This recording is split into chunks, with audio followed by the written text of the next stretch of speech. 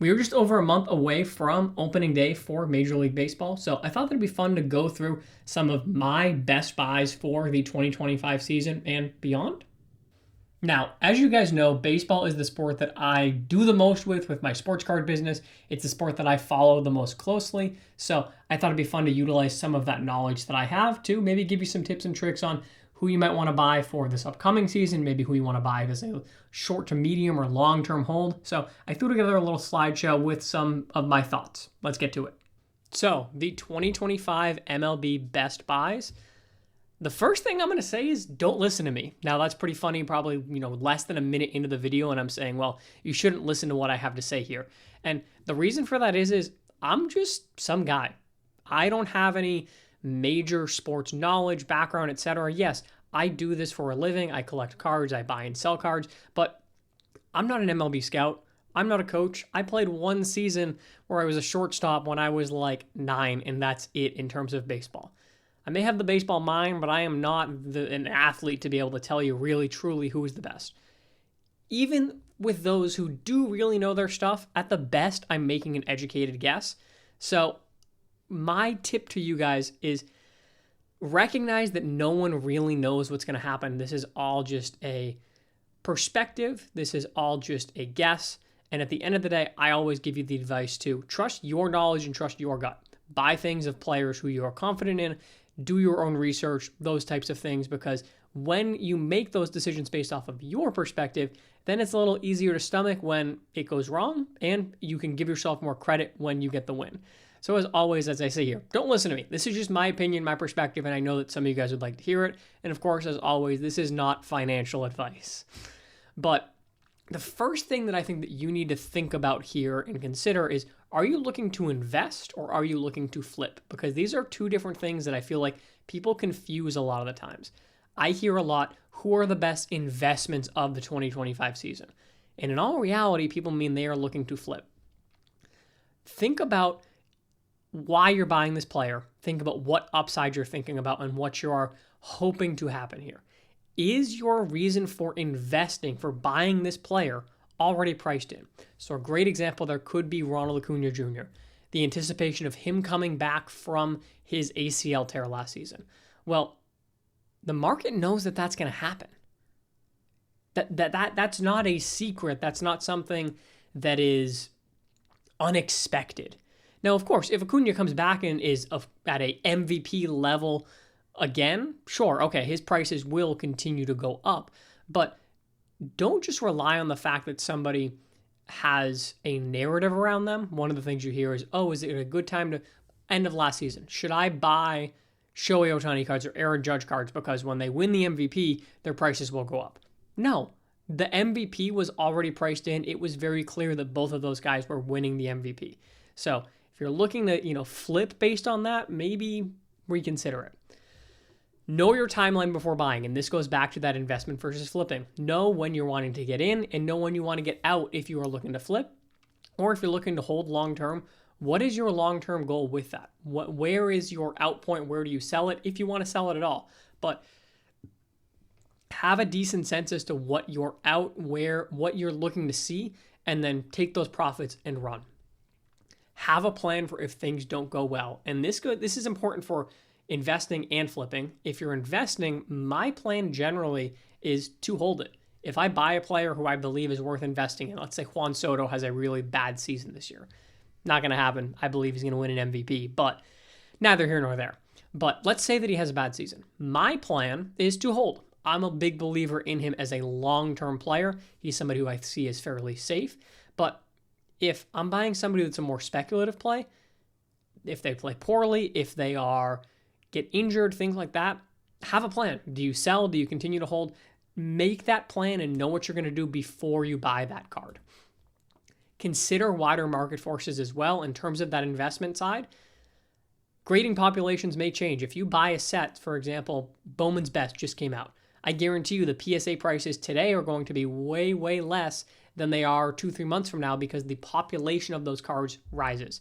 Think about market timing. Right now, there is a lot of hype behind baseball, which means that there's also a lot of people that are looking to buy.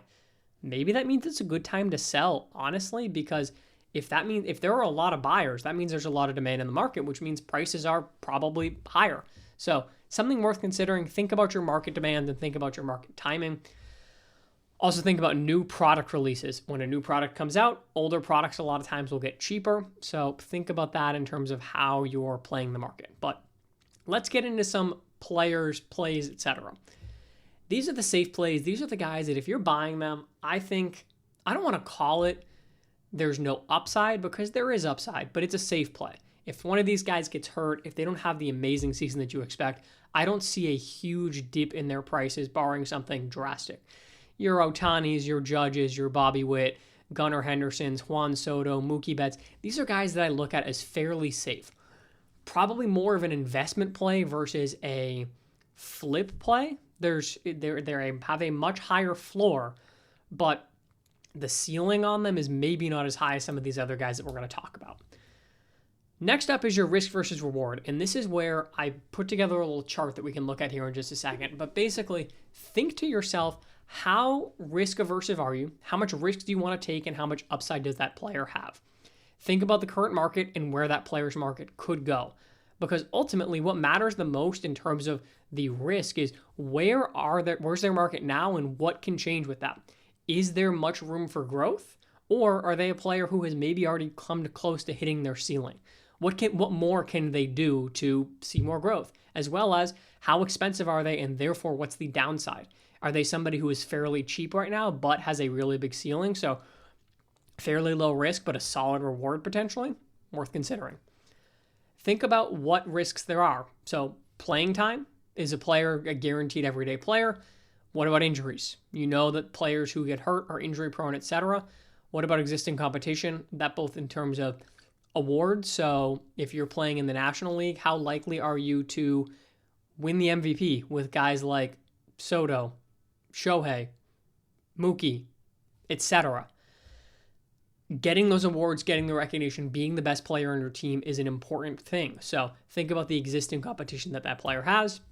And then what needs to happen for that reward? What needs to happen for that upside to truly be realized?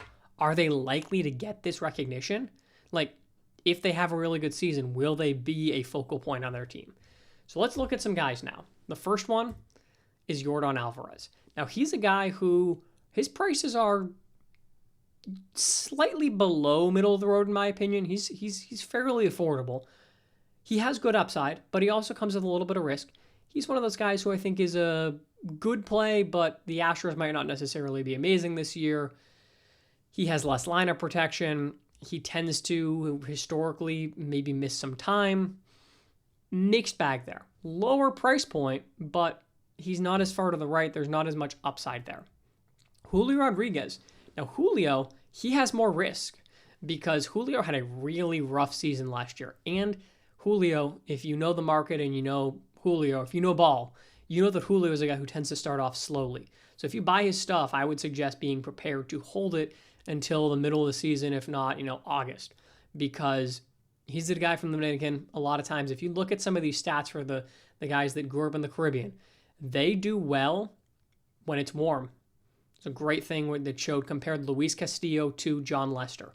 And Castillo does well in the warm months. John Lester did really well in the cold months because they grew up in different climates.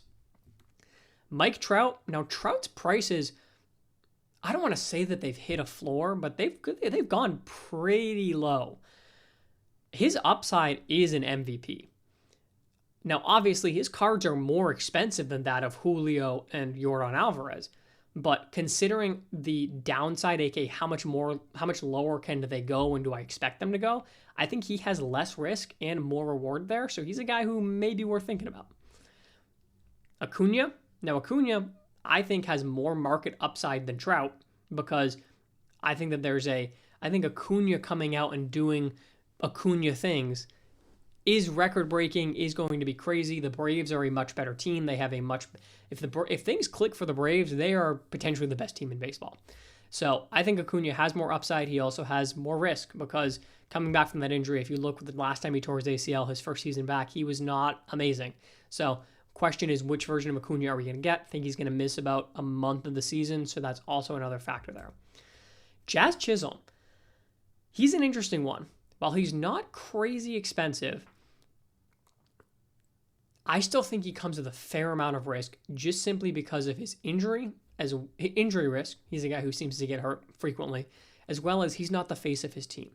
Now, he's got some solid reward. If he does really, really well, he could, be a big play.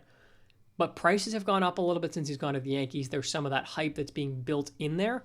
And I think that his injury risk, his ability to be the face of that team compiled together, make it a little difficult. And realistically, what is his ceiling? What's his upside? Luis Robert Jr., he's a guy who has some big risk. Again, his prices are down, but if he repeats what he did last season, yikes, that's not going to be a good thing. You are not going to like to see that. Of course, the reward is there. He can be, market-wise, I think, fairly in line with Jordan, maybe a little bit lower, but he can be a big player. And if he were to get traded, say, to a team like the Yankees, you could see some big moves. But very, very risky, injury-prone, has a history of kind of hot and cold streaks, etc. Michael Harris, to me, is a perfect kind of middle-of-the-road guy. He's got great upside, but his reward is limited. His prices are a little affordable, but they're also a little expensive. He's one of those guys that I really, really like, but because Acuna is on his team, I worry what is his true upside, what does that look like? He's a guy who has an incredible batted ball profile. However, he hits a ton of ground balls, and I don't know if he's going to change that. If he were to fix his launch angle, we could be looking at a superstar. But even if he does that, is he going to get the recognition on his team because of how much talent the Braves have holistically? I don't know, and that's where I think his risk comes into play. Vlad Jr., another guy who I think is fairly low risk with a solid reward. Blue Jays are not an amazing team.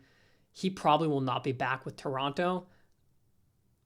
He could get traded this year, though. And if he does, and he has a season like he did last year, he was fantastic, but his market didn't necessarily reflect that.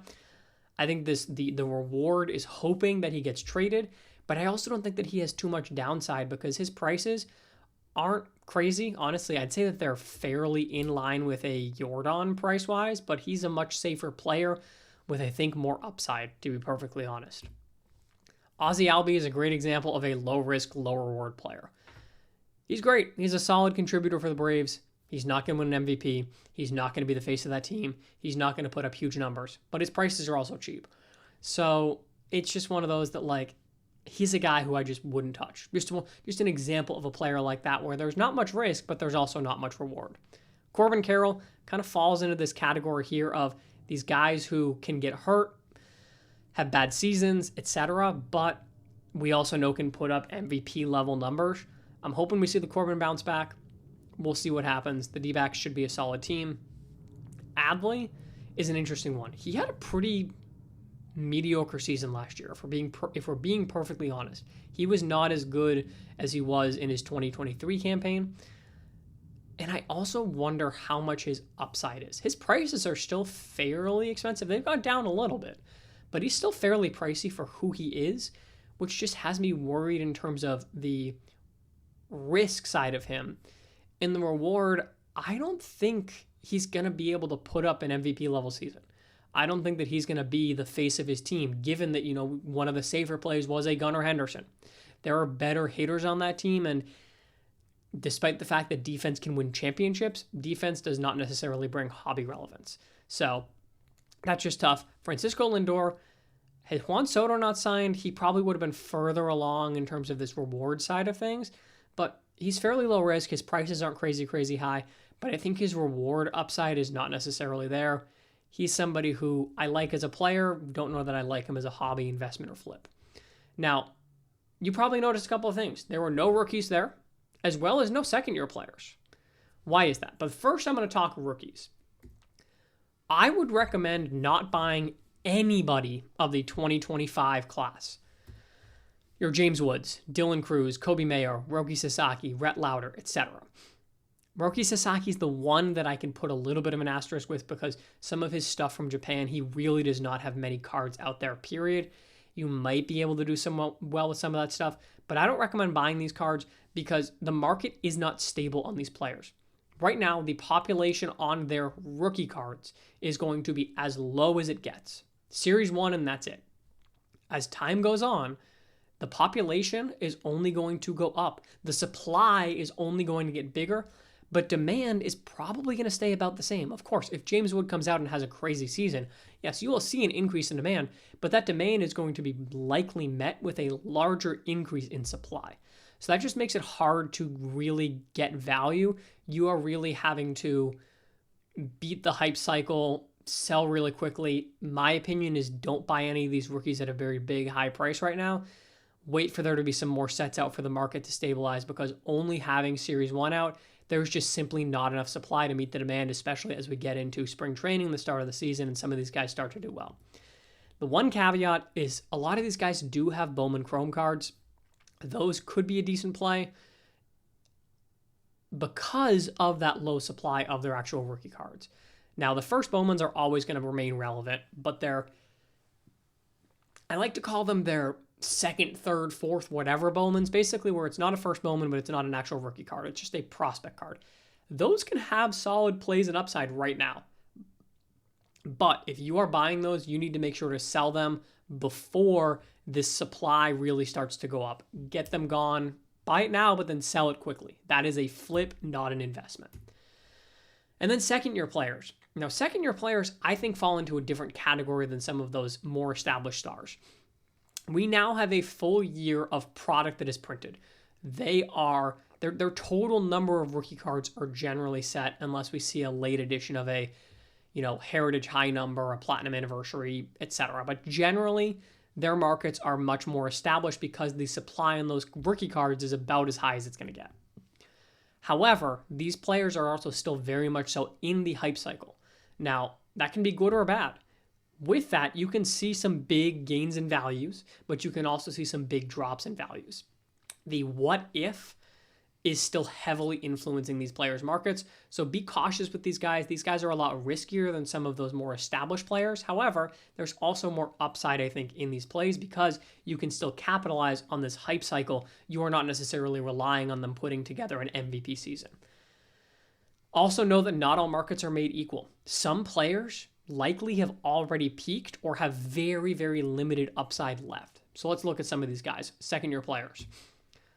Lawrence Butler. He's a guy who is fairly affordable, put together some really good numbers last season, like really good numbers. And I think that he could be a decent play. His reward isn't huge. I don't love him playing in Sacramento. His team shouldn't be that good, but he's a very talented player with fairly low risk, so it could be a decent play. Wyatt Langford. He's one of my favorite guys, honestly, one of my top picks. If you were to make me choose, and I'll talk about this at the end of the video, but Wyatt Langford, I think he has some risk. He showed last season what his risk is. If he plays like he did the first 4 or 5 months of the season last year, we're going to see prices drop. However, if he plays like he did the last month of the season where he hit 320, stole 8 bags, and hit 7 homers, his reward is a MVP level player. So very, very big upside for him there. Jackson Holiday, same thing. His prices are higher than Wyatt Langford. His downside is lower than Wyatt Langford. We saw that last season, but he's a big-time player, big-time name, high risk, high reward guy. Elly De La Cruz is an interesting one. I think he's fairly high risk because his prices are very high, and he finished, third in MVP voting last year? What more is Elly realistically going to do to raise his value? Of course, winning an MVP would do that, but I don't think he hits for enough average. I think he's too streaky of a player to do that. So he's somebody who has more risk than reward, and I would be hesitant there if I'm being perfectly honest. Paul Skeens is the same thing. Actually, I think he has less reward than Elly even. Because Skeens, yes, he could, if he puts together a Cy Young season, okay, cool, that's the reward that we're seeing. But his prices are already so high, so much expectations and success is already priced in. I would be very hesitant spending big money on Skeens cards right now. If you flip it quick, you might be able to do well on it, but it's one of those that he's already so expensive, and also as a pitcher, he also comes with that added injury risk. Evan Carter, fairly low risk. His prices went really low last season.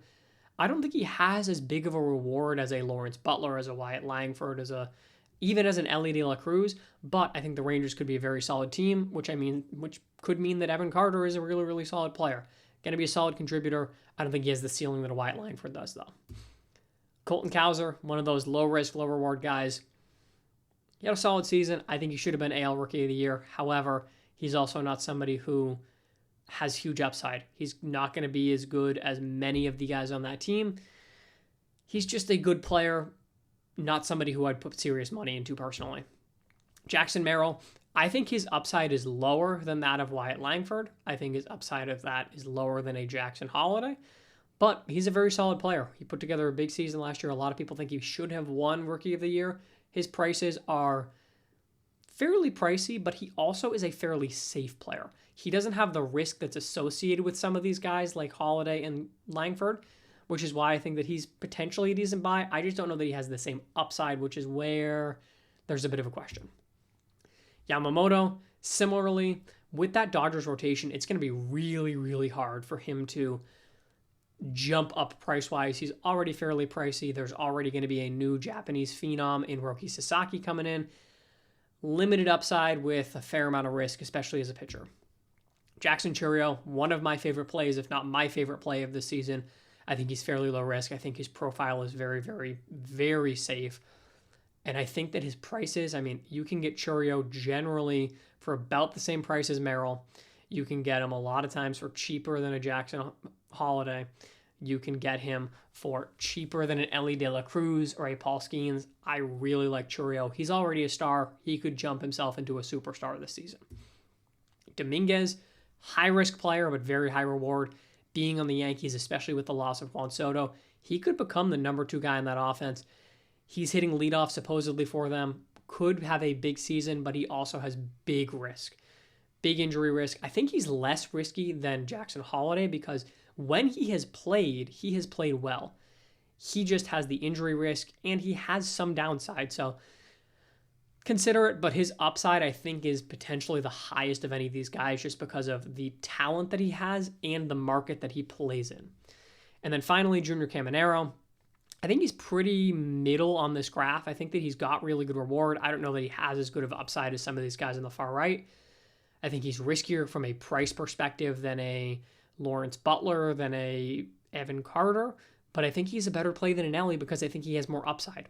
So, and that's just from a ability to grow in his market. That's not saying that he will be a better player than Ellie. I just think he has more upside than an Ellie De La Cruz does right now. And then finally, Jordan Lawler. His prices are dirt cheap. And that's why he's a little further along in the reward side because he has that.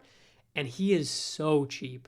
He's somebody, again, who I think could be a solid play. He comes with some risk in that the injuries are definitely piled up for him. He's got that prospect fatigue. However, he's also somebody who is just so cheap that there's limited downside with him. And so those are all of the players that are current players. The other thing that needs to be considered are your prospects. Now, your prospects, spring training performances can see huge value fluctuations. You can have guys that just are playing incredibly well in spring training and see a massive jump. The only bigger jump that you will see is likely if they get called up as a top prospect and are going to really be getting a lot of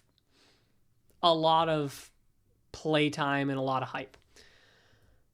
Players who are closer to the majors and have a legitimate call-up are the ones that chance of a call-up are the ones that I would personally target. I would be very hesitant to buy guys that there's not a real shot that they're getting the call-up this year. Some of the younger guys like a Leo DeVries, he has great upside. He is a super talented player. He's not going to get called up this year. Ethan Salas, same thing. Probably not going to get called up this year. He's hit AA previously, but he had a pretty bad year last year. I would avoid looking to flip those guys because right now there's the upside being realized is not going to be for a while and the downside is bigger because if they have poor seasons, they're going to drop fairly quickly. Poor spring training performances, though, do not necessarily impact a player's market as much as that minor league performance does. And that's because a lot of people look at that and they say, well, they're going up against major league competition. Of course, Ethan Salas as an 18-year-old is not necessarily tearing the cover off the ball. So there is a little bit of grace in terms of spring training. If you buy a guy who you were hoping to flip during spring training and that does not go well, and that you are not hoping that they are a 2025 call-up, my recommendation, sell it, let it go, and move on. Personally, that's what I would do. But let's jump back to our same graph here and look at some of these prospects. Roman Anthony, I think he's got great reward. I think he's fairly low risk. His prices are starting to creep up as he's getting named the top prospect in baseball by a lot of ranking websites, things like that. So his risk is going up. Had you asked me a month or two ago, he would have been more in this range down here because his prices were cheaper than they should have been. But decent risk, but he's not as expensive as some of these other top prospects are. And his upside's massive, especially playing in a big market like Boston. Matt Shaw, I think he has less upside than Roman Anthony, but I also think that he has lower risk. I think that he has a clearer path to playtime this year. I think that he has really, really solid tools. I think he's an underrated player. His prices are again starting to creep up, but I think he's got fairly low risk as a player. Christian Campbell, I think he's got less reward because I think that he's going to have a harder time finding playtime. The discussion as to whether or not the Red Sox move Rafael Devers off of third base, that could open some space up for him. He had an amazing season last year, but he just has had one amazing season. So he has similar risk, but I don't know that his reward is necessarily as high as a Roman Anthony. We'll see, though. Time will tell. Chase DeLauter, really high-risk guy. He had an amazing spring training last year and then completely fell off the face of the earth. He had a solid end to his season, but did not have the numbers that you were looking for, and there's not that much reward. He's not going to be the face of the Guardians.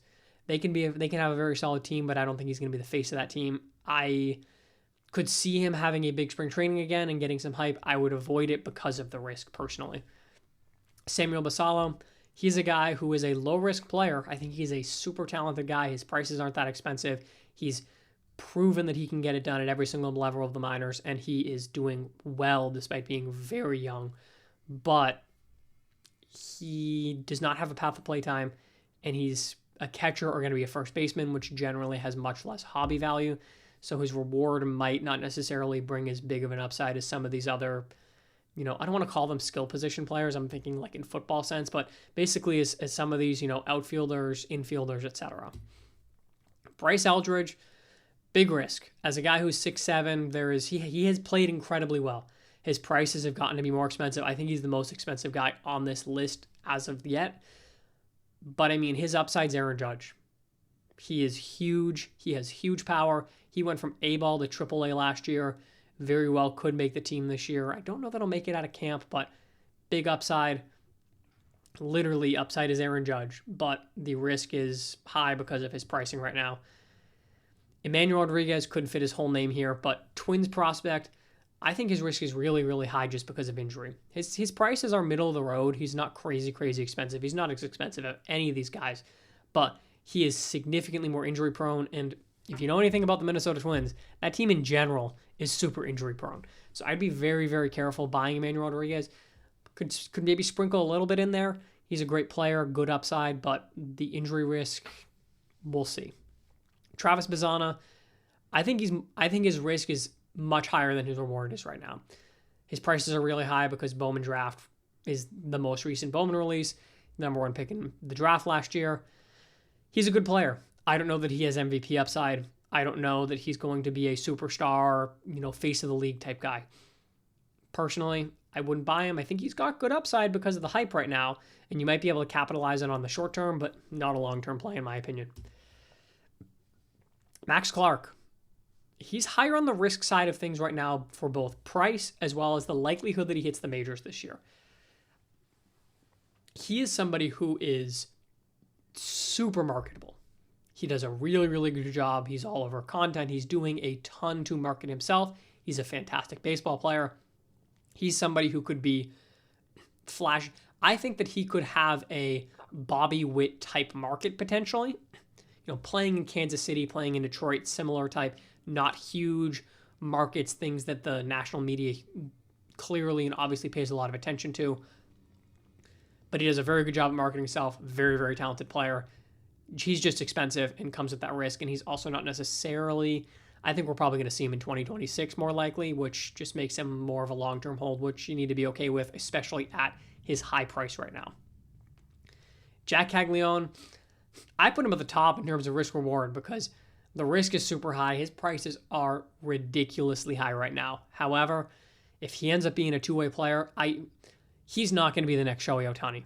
Let me repeat that. He is not going to be the next Shohei Ohtani. He is not that good of a pitcher and hitter. Don't let people talk you into that. But if the reward, that's what people are thinking, if that pans out, yeah, he could be crazy. So, and hitting behind Bobby Witt, again, very good upside there, but he's about as high as it gets risk reward for me right now. Walker Jenkins, to me, is one of my favorite buys. I think that his profile is very, very safe. He's cheaper than he should be from a pricing perspective. He's cheaper than a lot of these guys up here, yet he's just as good of a prospect. I recognize he's not as close. He, though, went from A-ball to AA last year as an 18-year-old. He's now 19 and probably will start the year in AA. There's a chance that he gets a September cup of coffee this year. The Twins tend to be a little bit more conservative, and that's why his prices went down, because quite simply, he just did not have the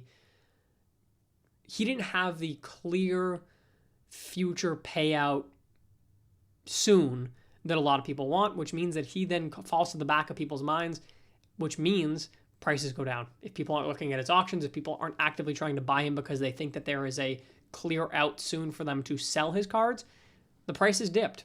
But because of that, I think he's a very solid buy. I think he's very talented, and I think that he could be a superstar.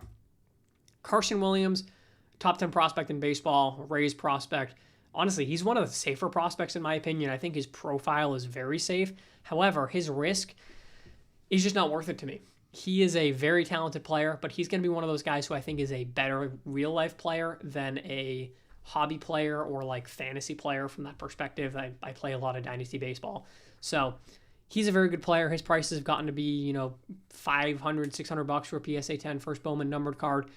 It's pricey, and I don't think that his upside is going to be big enough from a power perspective, from a speed perspective. He's a really good defender, but again, that doesn't really play in the hobby as much. So he's one of those guys that I like him as a player. I just don't like his reward. I don't think his upside is there to justify it. So those are all of the kind of players that I broke down. I tried to pick guys that are close. Let me talk, though, more just holistically about a few of the guys that you personally probably are seeing me buy, talk about more frequently, etc. So I'm just going to rocket off a few of the guys that I personally find myself buying intentionally, unintentionally, etc. Obvious ones, as I mentioned, Wyatt Langford, I think, is one of my bigger plays. I really do like him and his upside and his talent. I think he's a 5-tool player, Mike Trout level type talent.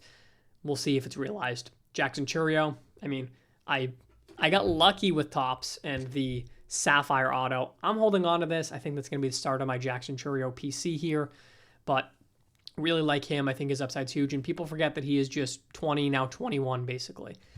Mike Trout, as I mentioned, I think he's a fairly safe buy just from I don't think he has much room to go down, and his upside is winning another MVP. I think the move to right field could very much so help him in terms of a injury perspective. I would have preferred to see him move to first base, but we'll still take it. Hopefully that helps him from an injury, staying on the field perspective.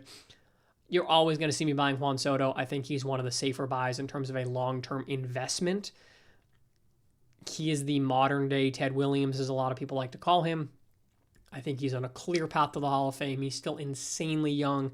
Should be most likely a 500 home run hitter in his career, assuming that the wheels don't fall off, that he is able to continue to do what he does at the reasonable level. So I think he's a really safe investment. I find myself in a guy that was not on the list for those of you guys that stuck out to the end of the video here. Curtis Mead is another guy who I find myself buying a little unintentionally, but his prices are dirt cheap. And he's a career 300 hitter in the minors, 370 OBP. He's got 25, 30 homer power. Assuming it all is realized, he did not play well last year. Hit 240 with a 282 OBP. There's no other way to shake it. He did not play well last year. But the upside potentially is there for such low risk. I found myself grabbing some of his stuff. But overall, the big guys, as I said, Langford, Chourio, Soto are my big three, I would say, that I'm grabbing right now. Always buying Mookie stuff as well, but that's more for the PC. He's a safe guy. Not too much upside, not too much downside realistically. So I hope you guys enjoyed this. Took me a while to kind of go do this breakdown. And as I said, don't listen to me. Buy the guys that you believe in. Trust your gut. Trust your knowledge. That, I think, is the best way to go about things in the hobby. But it's fun to give my perspective. It's fun to give these breakdowns. I can give some more of these if you guys are interested in deep dives, player breakdowns, etc. If you want to see that, let me know down in the comments. But as always, I appreciate you guys checking out the video. Appreciate you guys that subscribe, like, comment, all that jazz. Really, really helps us out. I hope you guys enjoyed it. We'll catch you in the next one.